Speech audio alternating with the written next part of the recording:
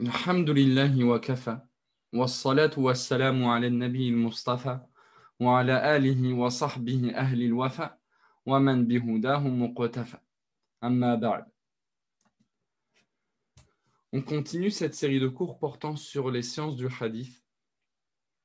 Lors de notre dernière rencontre, on a eu l'occasion d'aborder donc cette nouvelle cause d'affaiblissement de l'information. Après en avoir terminé temporairement avec l'interruption, quoiqu'il nous reste un petit quelque chose à prendre.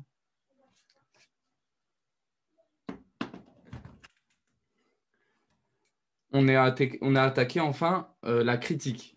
Et on avait expliqué, on avait introduit plus ou moins le sujet en disant que par critique, on entend la critique de l'un des rapporteurs d'une chaîne de transmission donnée.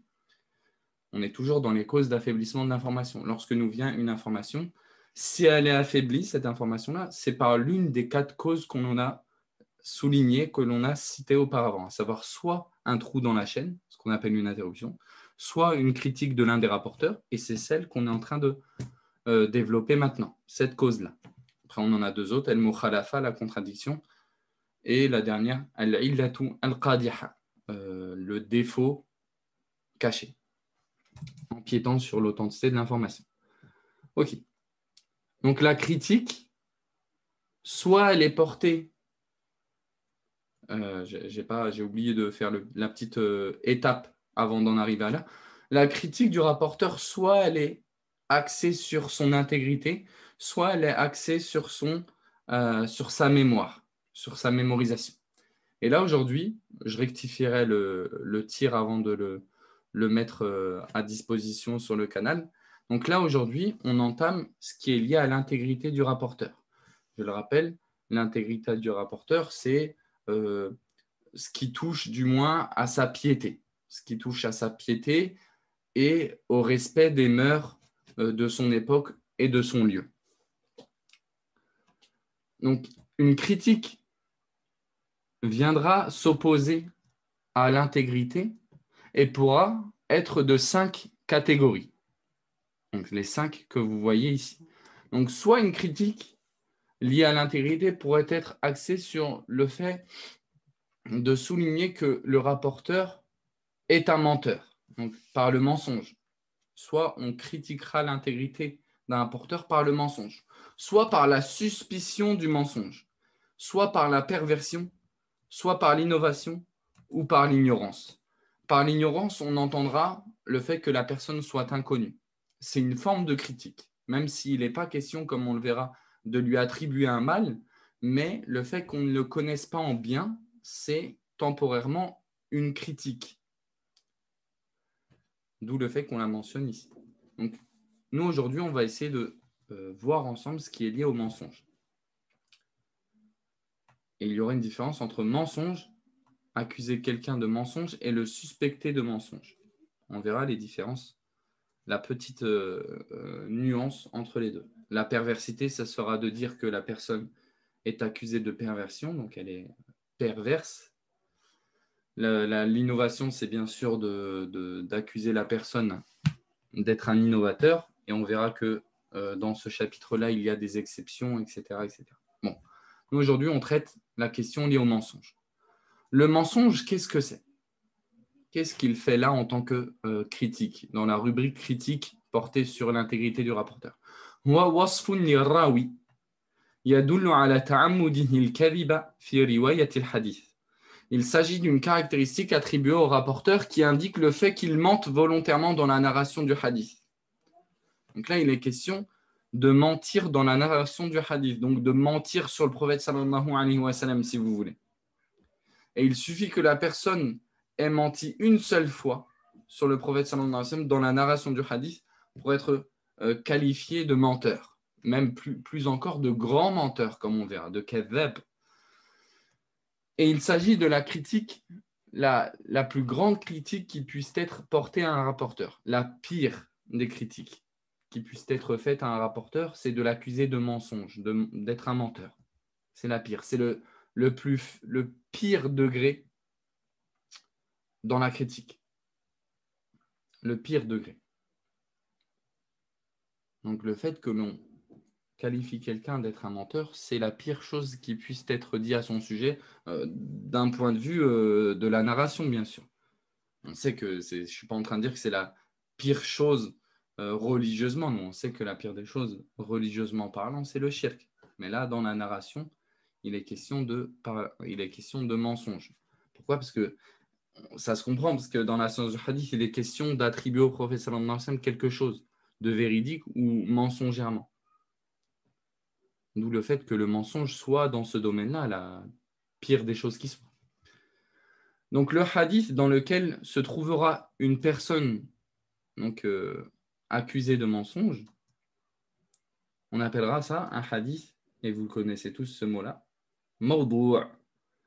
Donc un hadith inventé, c'est un hadith dans lequel il y a une personne qui a été qualifiée de menteuse, donc dans la narration. On précise bien dans la narration, parce que pour la personne suspectée de mensonge, elle sera connue pour mentir, mais pas dans la narration, peut-être dans sa vie de tous les jours, par exemple. Voilà la différence entre les deux, qu'on répétera la prochaine fois, Inch'Allah.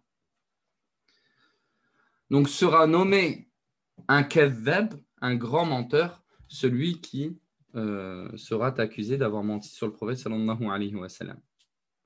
Après, il y a plein d'autres terminologies qui vont dans le sens de l'accusation de mensonge. Par exemple, on a des formules un peu plus fortes même quelquefois, mais qui font référence à la notion du mensonge. Par exemple, akdhabun nas, le plus menteur des gens. Yakdhib, il ment. Ou alors dans ce qu'il rapportera lui, on dira par exemple makdhoub, on dira mawdou', on dira batil, donc faux, inventé, mensonge. Après, quelquefois, ça sera moins catégorique. On sera moins catégorique sur ce rapporteur-là, mais on sent qu'il y aura une expression qui laisse entendre qu'il est menteur. Par exemple, ma fil isnad man yuhmalu alayhi siwa. Donc, quand on parlera d'un problème dans la chaîne de transmission, on dira on peut accuser personne dans la chaîne de transmission si ce n'est lui. Par exemple, ça laissera entendre, même si on n'est pas catégorique, qu'il est accusé de mensonge. Ou on dira d'un hadith qu'il rapporte, par exemple, min masa'ibihi, ça fait partie de ses calamités qu'il rapporte. Haddatha bil bawatil. Bref, je vous épargne trop de formules quand même. Le jugement relatif au mensonge sur le prophète sallallahu alayhi wa sallam. On sait tous, je pense qu'on est tous d'accord pour dire que mentir sur le prophète sallallahu alayhi wa sallam, c'est interdit. Et c'est un très grand péché, qui plus est. C'est un très grand péché. Et beaucoup de textes sont venus mettre en garde contre le fait d'attribuer un mensonge au prophète sallallahu alayhi wa sallam, que ce soit en sa faveur ou contre lui. Beaucoup de personnes, ils ont des ambiguïtés, et peut-être qu'on va en parler un petit peu. Certaines personnes, ils pensent que l'interdit, c'est de mentir contre le prophète sallallahu alayhi wa sallam. Tu leur dis, mais pourquoi tu mens sur le prophète? Ils disent, non, mais moi, je ne mens pas contre lui, je mens pour lui. Et on va répondre à cette ambiguïté fallacieuse et bancale. Le prophète sallallahu alayhi wa sallam, il nous dit, inna kadhiban alayya laysa ka kadhibin ala ahadin. Man kadhaba alayya muta'ammidan falyatabawwa maq'adahu minan nar. Le prophète sallallahu alayhi wa sallam, il nous dit, le mensonge qui m'est attribué n'est pas comme le mensonge attribué à quelqu'un d'autre. Celui qui ment volontairement sur moi, qu'il prépare sa place en enfer. Et même celui qui partage le hadith inventé, il faut qu'il sache qu'il partage le péché de celui qui a forgé ce hadith-là. Le prophète sallallahu alayhi wa sallam, il a pu se faire en disant notamment Man haddatha bi hadithin wa huwa yura annahu kadhibun fa huwa ahadu al-kadhabin. Donc celui qui rapporte un hadith dont on voit qu'il n'est que mensonge, que c'est un mensonge, alors il fera partie de l'un des deux menteurs ou l'un des menteurs. Comme si il était parmi ceux qui l'ont inventé en le transmettant ce hadith-là. Et quelqu'un pourrait dire, oui, mais moi, je suis inhérent. Je ne sais pas que c'est un hadith inventé. Déjà, à la base, on rappelle qu'une personne, il lui est interdit de propager comme ça, de répéter tout ce qu'il entend. Il faut prendre garde quant au fait d'agir de la sorte. On ne propage pas tout ce qu'on entend, tout ce qu'on voit, tout ce qu'on lit. Si c'est sans référence, si ce n'est pas vérifié, etc., on ne propage pas à la base. On ne propage pas. Et le prophète sallallahu alayhi wa sallam, il appuie ce devoir-là de vérification en lui disant Kafa bil mar'i kadiban an yuhadditha bi kulli ma sami'a. Le prophète sallallahu alayhi wa sallam, dans ce que rapporte de lui Muslim dans son introduction, Il nous dit, sallallahu alayhi wa sallam, suffit pour que l'homme soit considéré comme menteur qu'il rapporte, qu'il répète tout ce qu'il entende.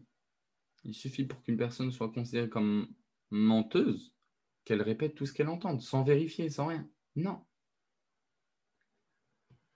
Donc notre devoir à la base, quand il nous parvient quelque chose que l'on veut transférer, c'est de faire un travail de vérification. Effectivement, ce n'est pas à la portée de tous. Mais il y a des informations, on peut être catégorique sur le fait que tu n'as pas à les transférer. Par exemple, les informations à la base dans lesquelles il n'y a aucune référence faite au recueil de hadith duquel il provient, par exemple. Et que ce ne soit pas une personne fiable qui te l'ait transféré. Parce que, effectivement, quelquefois, ça va être dur de demander tout le temps la source.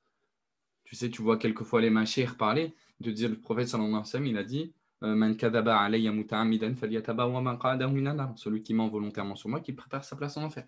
Et il ne cite pas tout le temps forcément le takhrij, donc la source. On ne va pas dire non plus c'est tout le temps interdit de propager sans les sources. Même nous, dans le milieu un petit peu de la prédication, ça nous arrive quelquefois de citer des preuves.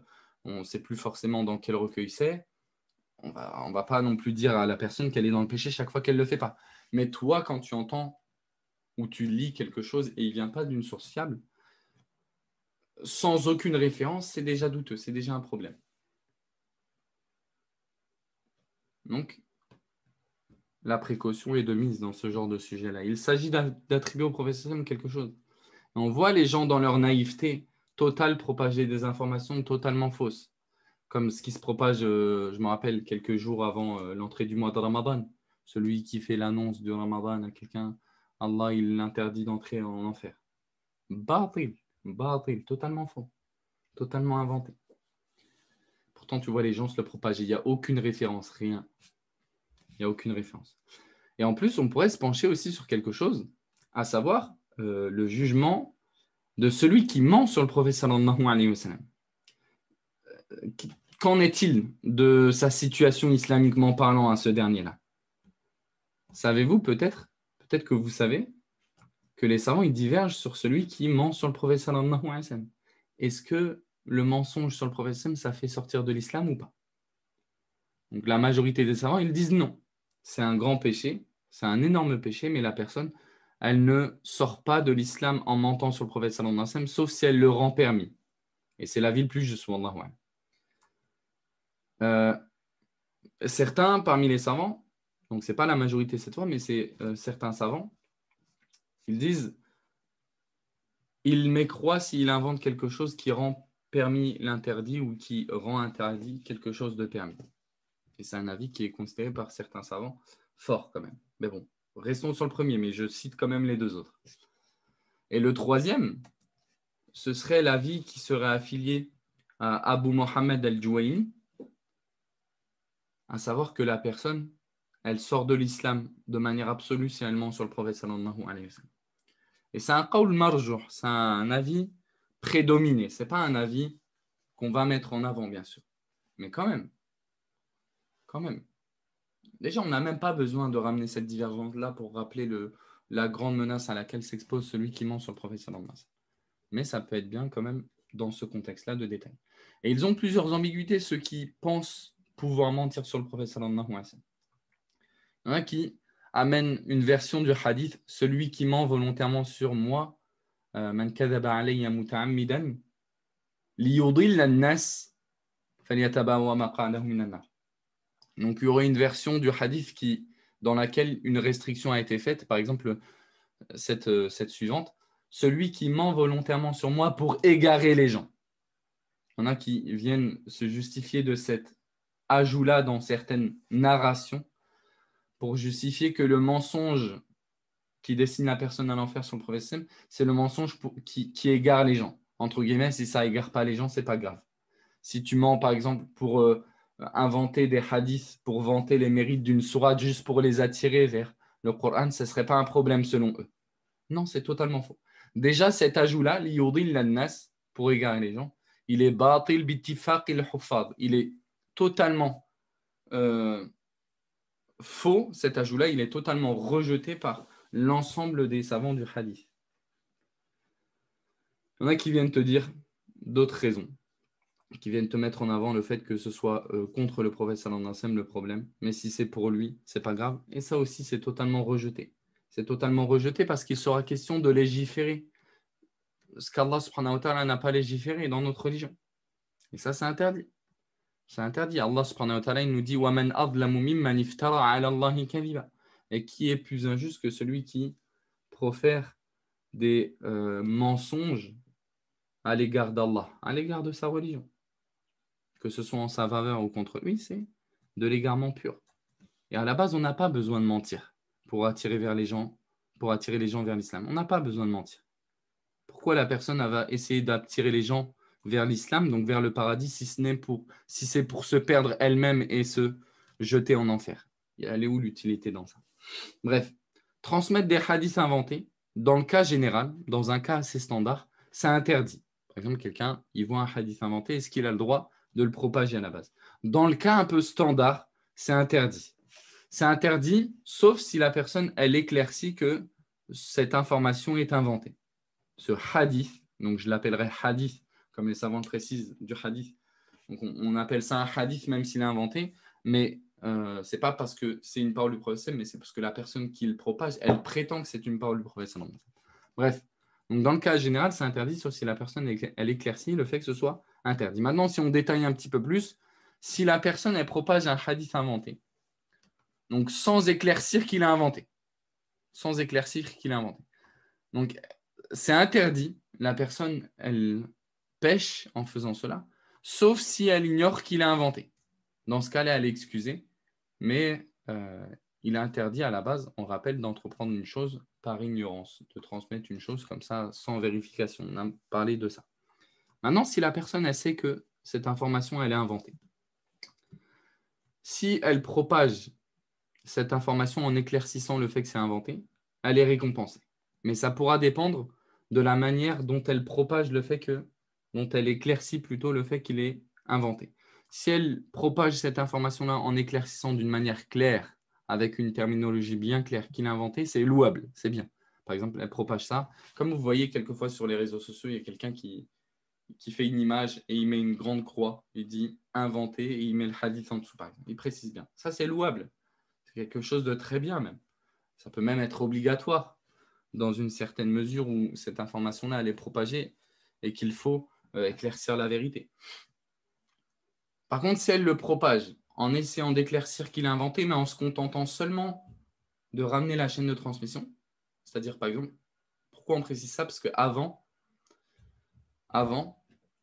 les savants du hadith, pour démontrer qu'une chose, elle était inventée, quelquefois, ils se contentaient juste de ramener la chaîne de transmission. Parce qu'il y avait beaucoup de gens qui connaissaient ces sciences-là. Donc, très vite, la connaissance du fait que c'est inventé, elle se concrétisait. Mais de nos jours, les gens, ils ne sont pas connaisseurs des sciences du hadith. Du coup, ça ne suffit pas de ramener juste la chaîne de transmission. Il faut éclaircir proprement le fait que c'est inventé. Voilà, la personne, elle propage et elle dit c'est inventé, ça, par exemple. Si elle le propage sans éclaircir son invention, alors qu'elle sait que c'est inventé, c'est totalement interdit. C'est totalement interdit. Par exemple, on a des gens qui propagent des hadiths inventés. Par exemple, parce que ça paraît étrange. Parce que des fois, dans certains hadiths inventés, tu as des choses, peut-être l'essence de ces choses-là, ils sont vrais, mais eux, ils veulent propager ces hadiths inventés pour que les gens soient étonnés de l'ita'adjoub, pour un peu éblouir les gens, etc. Ça, c'est totalement interdit.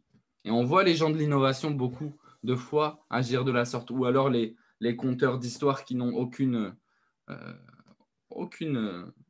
connaissance des sciences du hadith, ils s'adonnent beaucoup à ça. Il y a quelques semaines, quelqu'un il m'a propagé une vidéo de Kishk, donc cette personne décédée, qui est considéré comme un savant par beaucoup, alors que c'est surtout un conteur d'histoire en réalité. Il propageait un hadith très très long, où il était purement inventé. Et les gens, ils sont étonnés, ils sont éblouis par ça. Alors que c'est totalement inventé. Mais bon. Ok. Le repentir du menteur. Maintenant, on revient un petit peu dans l'essence du hadith. On se concentre un petit peu plus sur ce qui va découler du mensonge dans la narration du hadith. Qu'est-ce qui va découler de ça? Est-ce que si le menteur se repent, admettons qu'il souhaite se réformer et arrêter de mentir sur le prophète sallallahu alayhi wa sallam, est-ce qu'on va accepter son repentir de lui à votre avis? Est-ce qu'on va accepter son repentir de lui et donc, par conséquent, finir par accepter sa narration dans la science du hadith? Qu'est-ce que vous en pensez, vous? Ok, bon, après, vous avez peut-être vu ce qui suit. Donc, Abou Seyman, il nous dit non. Est-ce que quelqu'un a un autre avis? Est-ce que quelqu'un pense autre chose?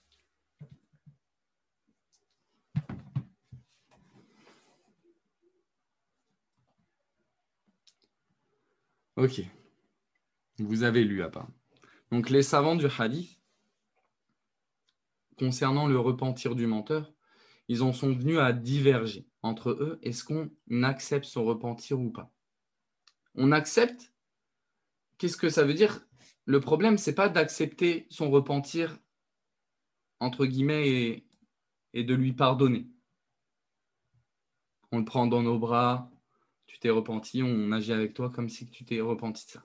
En fait, par acceptation du repentir, on veut dire, est-ce qu'on accepte maintenant à nouveau sa narration, s'il nous propage des choses du prophète sallallahu alayhi wa sallam?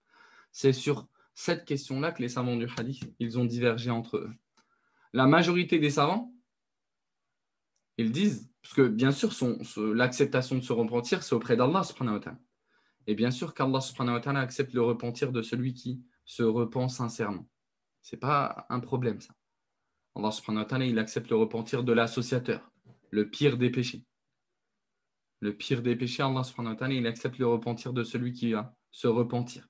Pourquoi il n'accepterait pas le repentir d'une personne qui souhaite sincèrement s'excuser d'avoir menti sur le prophète sallallahu alayhi wa sallam? Bien sûr qu'Allah subhanahu wa ta'ala, il lui accepte son repentir s'il est avéré, s'il a rempli les conditions. Mais nous, dans notre manière d'agir avec lui dans les sciences du hadith, c'est ça notre question en fait. C'est ça la question. Donc la majorité des savants du hadith, je disais, ils considèrent que son repentir, à notre échelle, il ne change rien. Sa narration, s'il continue à rapporter des hadiths, elle sera toujours rejetée. Elle sera toujours rejetée, sa narration. Pourquoi? Parce qu'il y a possibilité qu'il mente aussi dans le fait de laisser apparaître qu'il se soit repenti. Et c'est là où tu vois la punition du menteur.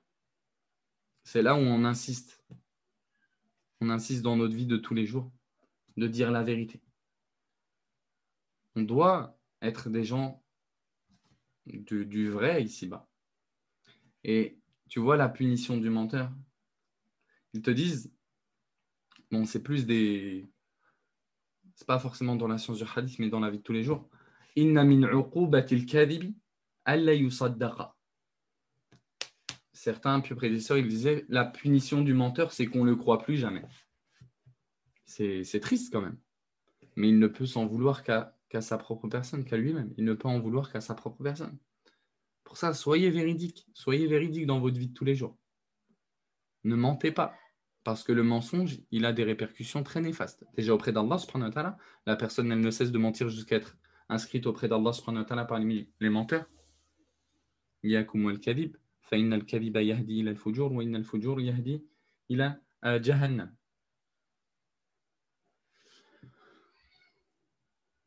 Et aussi parce qu'on ne va plus vous croire quand vous dites la vérité. C'est la vie d'Ahmed, d'Abu Bakr al-Humaydi, parmi les shuyukh d'Al-Bukhari, mort en 219 de l'Hégire. Abu Bakr al-Sayrafi. Mais d'autres savants, c'est par exemple l'avis de l'imam al-Nawawi, ils te disent que son repentir, il est accepté et sa narration peut le devenir aussi si on est certain qu'il se soit repenti. Et l'imam al-Nawawi, il dit, c'est la même règle pour tous les péchés. Donc ce péché-là, il ne va pas se dérober à la règle.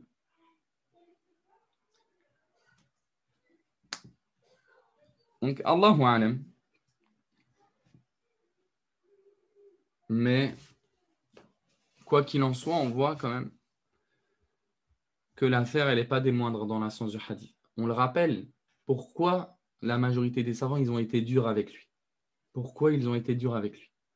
Parce qu'il est question d'attribuer au prophète sallallahu alayhi wa sallam des choses.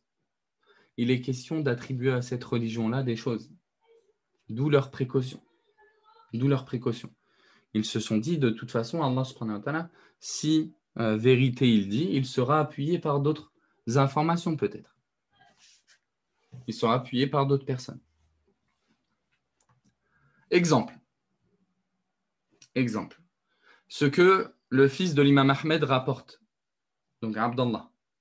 Il nous dit سألت أبي عن شيخ بصري يقال له عباد بن جويرية فقال يعني أبي كذاب أفاك أتيته أنا وعلي ابن المديني وإبراهيم بن عرعرة فقلنا له أخرج إلينا كتاب الأوزاعي فإذا فيه مسائل أبي إسحاق الفزاري. Donc Abdallah il nous dit, j'ai questionné mon père au sujet d'un cheikh basrite, donc du Basra, qui se nomme Abbad ibn Juwayriya. Il me dit à son sujet, donc mon père me dit à son sujet, c'est un grand menteur, un imposteur. Moi, Ali ibn al-Madini et Ibrahim ibn Ara'ara sommes venus à lui et lui avons dit, montre-nous le livre d'Al-Awza'i. Donc un livre que cette personne, donc ce personnage, Abbad, il disait avoir pris de l'Awza'i. Il disait avoir entendu d'Al-Awza'i, donc des hadiths d'Al-Awza'i. Donc ils lui ont dit, montre-nous ce livre dont tu nous parles tant, dont tu nous extrais ces hadiths d'Al-Awza'i. Il sortit le livre, mais dans celui-ci n'étaient que les avis, que les narrations d'Abu Ishaq al-Fazari. Donc il avait menti. C'était pas d'Al-Awza'i, c'était pas Al-Awza'i qu'ils appartenaient ces narrations, mais à Abu Ishaq al-Fazari. Donc c'était un mensonge. C'était un mensonge. Et beaucoup de gens, nombreux sont les exemples qu'on aurait pu extraire dans lesquels un tel, c'est un menteur. Un tel, il a menti. Fait partie des mensonges de telle personne, tel hadith. Ceci, cela, cela. Il a avéré qu'il est menteur. Un tel, ça, Dajjal. Quelquefois, ils vont dire. Des choses de la sorte. Donc, c'est ce qu'il faut retenir dans le cours du jour, à savoir que le mensonge dans la science du hadith, c'est la pire des critiques liées à l'intégrité qui soit faite au rapporteur. Un hadith dans lequel se trouve un menteur, on appelle ça un hadith mawdu'. Et le cours, il se termine sur cela.